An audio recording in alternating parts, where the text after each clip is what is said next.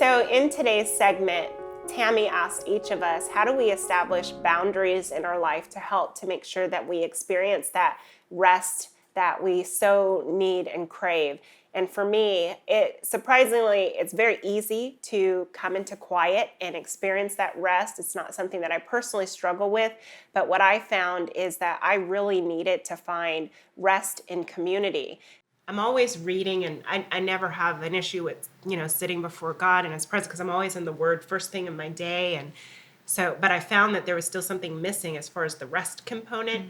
And so for me, it was in community. So I had to make it a part of my week, or I should say my month, that I would actually find time to say, okay, I'm not going to do errands for the kids all the time or take care of this and that around the house, but I'm going to actually pull away and actually connect with my friends, with other women, so that I can truly get some rest, because I'm always reading and I'm always praying and helping others, but I wasn't feeding myself and getting rest. And I found that I get rest through connecting with my sisters. And so the boundaries that I put up were making sure that I left margin in my schedule to connect with others, my sisters in Christ and girlfriends around the neighborhood, to experience rest in community. And so I made it part of my New Year's resolution that I was going to spend an intentional, at least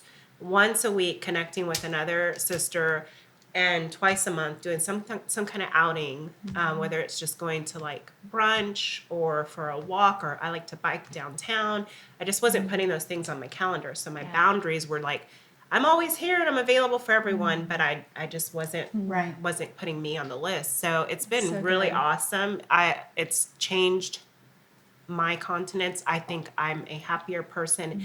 And it's so funny because when I connect with my sisters and we go to do stuff, we end up reflecting on God the whole time.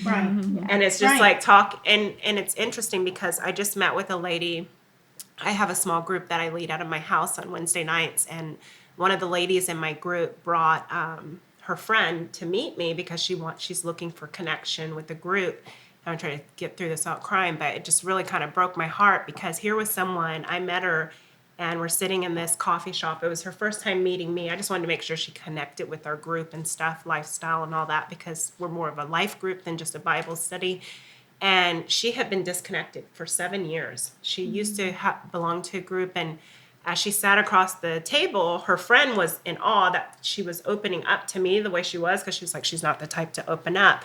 But what she was saying is she's always the encourager and has always that word for everyone else, that she didn't know how to really share and connect. And she has been striving to be a good parent and just be there for all her kids' things, and never puts herself on the calendar, and she's just completely disconnected. And she said she's just feeling depressed and alone.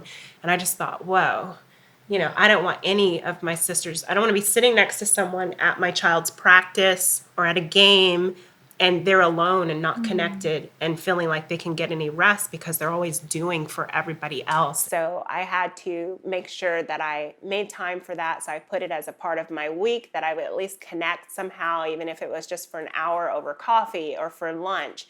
But in that time, it's specifically set up as margin for me to find rest in community.